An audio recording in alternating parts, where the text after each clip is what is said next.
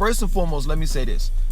I've only experienced racism in Charlotte probably once or twice, and it was very subtle. It wasn't like direct in your face calling me the N-word or any of that. Like, I've never experienced that ever in my life, so I can't even sit here in front and act as though that I've experienced that before, you know.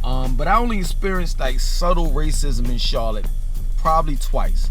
Once was when I was in Harris Teeter, the grocery store, and it was this Caucasian dude, you know, that was in front of the produce section, the area that I wanted to get spinach, you know what I'm saying, from. He was blocking the whole area, and I was just waiting for him to just kind of like move. And then I'm standing there waiting, and he's just taking his own like sweet time, and he could see me, right? And you know, I'm sitting here like, come on, man, right? So then I said under my breath, man, I wish he moved the away, right? So he said, pardon me, you know, as if I wasn't gonna repeat what I had, you know, what I said under my breath. I said, yo, I wish you moved the out of the way. He was like, why I never, you know, that whole hand on the chest thing. Why I never such a. He kept on going on. I was like, man, get the out of the way. So that's how I handled that. You understand? It could have been handled better. One thing that I realized about racism, or about fights, or anything that could lead to any bodily harm, it always pays to walk away. It's just that plain and simple. And it took me years upon years upon years to understand that. If you can walk away from something, walk away from it. Because guess what? At the end of the day, your life is worth more than that person's life. In other words, like, say for example, if you get into it with somebody that calls you the N-word, and you wind up breaking that person's jaw, right? And you know, they sue you, and then you got to go to jail. You know, it's not worth it. It's not worth it. So I wish, like, if I were to rewind and go back to that time when I told him I wish he moved the fuck out of the way, I wish that I would just walk off the grocery store. I could have just went somewhere else and then came back around and got my shit once he was gone. So that was the first time. The second time was another joint. I've had this happen to me numerous of times in other cities, states, whatever have you. Is that slide the money to you instead of handing it to you. I forgot what place I was, but that happened in Charlotte. But I think that happens to everybody that's like a minority. That's like some regular shit that happens, you know, where you hand the cashier your money and then they slide you your money back because they don't want to touch you. You understand? So it's you know, I experienced that here in Charlotte, but I experienced that like really everywhere. You know, I've been you know, too. This whole thing about the South being racist, I'm not gonna sit here and lie that it's not. I just think that personally, and for I forgot whoever that person's making a comment talking about are you the spokesperson of North Carolina, and you know North Carolina is this, that, so I'm just telling you where I've lived at in my personal experiences, you know, and far as my personal experiences in the South, I explain to you like this. It's plain, short, and simple. I'll only live in Charlotte and South Florida. That's it. I'll never stay anywhere else. Period. So now you understand my take on how I feel about the South. I would never live in South Carolina, even though when I go to South Carolina, I might get some vegetables and stuff like that because they do have a lot of local farmers that they put the produce in grocery stores such as Food Lion. So I'll go in there and get fresh produce. You know, they have better kale and spinach in South Carolina, and that's what, you know, I'll go to get that. But for the most part, I don't mess around in South Carolina. Period. I don't mess around in Georgia. I lived in, believe it or not, I lived in Metro Atlanta, and I experienced some of the most racism that I've ever experienced in my life. And I took a vow to myself that I would never go back to that place ever, even a visit. You understand? Places like Marietta, Kennesaw, even Sandy Springs. You know what I'm saying? Dunwoody. Now, Sandy Springs and Dunwoody, their racism is not as big. You understand? But places like Marietta, Kennesaw, Alpharetta, they don't want you there. Forsyth County, they don't want you there. You understand? The only place that's not racism in the state of Georgia is Atlanta, the city itself. But then you have to deal with something else. It's called classism. Classism is really not that much different from racism. To be real with you, you understand? You have black people, yeah, that's doing good, that's doing pretty damn good in Atlanta, but they look down at other people due to money, finances. So if you make, let's say for example, if you make 50,000 and you deal and you want to be cool with somebody, a black person that makes 200,000, he's not gonna want to deal with you because of how much money you make. And plus it's clicked up as well. You understand? If you're part of a fraternity, you're good. If you're in the in crowd, you're good in Atlanta. But if you're not, then you're messed up. So I'm trying to understand what's the difference between classism and racism. I don't understand that. You understand? It's the same thing to me, in my opinion. You know, I lived in Florida. I lived in Orlando for a little while with Pretty Ricky. And I can say that it was decent, but of course I was living with someone, and it was a short period of time. I wasn't paying bills like that. I didn't have like a everyday 9-to-5 job. But if you were to hear it from the horse's mouth, as far as dealing with Pretty Ricky, that had lived in Orlando for years upon years, he has made a vow that he would never move back to Florida, period. Like, he may consider South Florida, you understand, Fort Lauderdale, Broward County, Miami-Dade, you know what I'm saying? That may be a consideration, but the rest of the state of Florida, no. You understand? Mississippi, Alabama, I don't even think about those places. You understand? So here in Charlotte, I just think that the racism is not as bad. That's just my personal opinion, but I've heard horror stories from other people. I just haven't gotten any type of, I don't have any type of horror stories, and I've ran into police officers, and I've never been in a situation where, you know, a police officer roughed me up. I don't even feel, in my opinion, I can't say my opinion, because it's not my opinion, it's my life. I don't even feel threatened when I see a police officer. And maybe it's because of the fact that I don't live in a urban, I don't live in the hood, you know, I don't do anything illegal, you understand?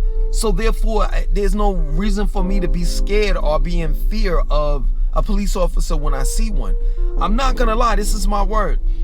I haven't seen, and I live in Still Creek, and they do have a precinct that's here, that's located right off of the intersection of wow, my mind, South Tryon and I forgot it's a W. The street starts with a W. Well, how can I forget that, man? Anyway, it's an intersection, in the police precinct sits right off of South Tryon. And the street that I forgot. But for the most part, you know, I haven't seen a police officer in probably over a week. And you know, I actually live in a community where it's a police officer that lives right up the street from where I'm at. You understand? Like, in the same community. You know, I can honestly say that I don't really see police officers in the area that I stay in at all. You know, now probably being that I said that I don't see them I haven't seen them in more than a week. Probably when I drive out of here, go to a grocery store or something, I probably may see them. You know what I'm saying? But for the most part, I don't see them. You know, when I do see them, I'm not scared or afraid. You know, Charlotteans, for some odd reason, when I say Charlotteans, I'm talking about people that are born and raised here, as well as people that have, you know, relocated or migrated here, transplants, right? For the most part, it seems as though that we all have decided that we're not afraid of cops. We do respect them. We do respect the law. But at the end of the day, what we are focused more on is what we have to do. So you'll see, and I see this all the time, you'll see, I've done it, you know, people drive right past police officers on the highway with little to no ease, like, whatever, I got some shit to do. Like, nobody's really concerned or really being pressured by the cops here. You understand? And I'm just being real. You know, racism far as dealing with people in general, you know. Every now and then you'll catch, you know, you opening the door for someone and they feel as though that they're privileged to the point where they don't have to say thank you. You know, it's that subtle racism. You know, it's the passive aggressive racism that you may encounter here and there, but it's never overboard or over the counter, like blatant racism right in front of your face. I've never encountered that, and never have I seen that. You understand? Like I said, I've heard horror stories every now and then, but for the most part, I don't see Charlotte, you know, giving out that type of vibe. The Charlotteans, people in general. You understand? One thing that we have to realize is that, you know, as like, say for example, if you're a minority, minorities could be racist towards one another, and that's the same. Like I said, it's the same thing. You know, that's what I at least consider racism and classism in the same boat. You understand? So you do have a set of people that's minorities that make a certain amount of money that may look down on me, you know, a person such as myself. You understand? I've encountered that snobbiness here and there. You know, I stay in Ballantyne. It's the same thing with the ATLians saying I stay in Buckhead. You understand? So I just think that racism here is not bad at all. And this is what makes Charlotte who and what it is. It's because it's a laid back city where everybody seems, to me, in my opinion, gets along. For real. When you go into a bar, it's nothing to see mixed race, interracial couples. It's nothing to see a group of black guys or girls with a bunch of black women, white girls or white boys, or white men. It's nothing. It's nothing. And then a Chinese dude in the group or a Mexican dude, it's nothing to see that. When I go to the Y and I'm working out, you know, I think personally that the gym is one of the best places that really like racism. If you're a racist, you try not to, you know what I'm saying, like be a racist, because of the fact that you need someone, you got to depend on someone, like, prime example, to spot you. You know, prime example, you might be bench pressing, right, 135. Next thing you know, you down to your fourth rep, and the bar's slowly but surely going down, and you trying to lift it back up. Well, guess what? You a white man, you may need that black dude over there that's big to come run over and pick that bar up, you know, and before you choke to death, before you straighten, you choke yourself with that bar. You understand? So you can't have that type of racism. You know, you can't be racist in the gym, because you're gonna need in other words, what I'm saying is you're gonna need someone's help. That plain and simple. Before I leave, you know what I'm saying, I want to say this. So overall, we got this established. Racism, you can't run away from it. It exists all over the planet. The whole thing about racism is just plain and simple. It's when someone doesn't like another person based on their race. You're always gonna have that. You can't run away from that. You can't. It's just that plain and simple. It's always gonna exist wherever there's a group of people or a person that does not like someone that's from another race, right? But here in Charlotte, it is not as it's not a big thing like in other places. So now that we got that established, that it's okay if you're a minority and you want to relocate here. It's okay for you to be who and what you want to be in the city of Charlotte. That you're not going to come across a shitload of racist people. That this whole thing about the South being racist is, I'll say when it boils down to Charlotte, is somewhat of a facade. Other than that, you know where I stand at. I just told you. The only two places I'm going to ever live in the South is Charlotte and South Florida. That's it. Not even Virginia. Like I'll say 3 places, and I'm not gonna live in the next place that I didn't mention because of the weather and the cost of living.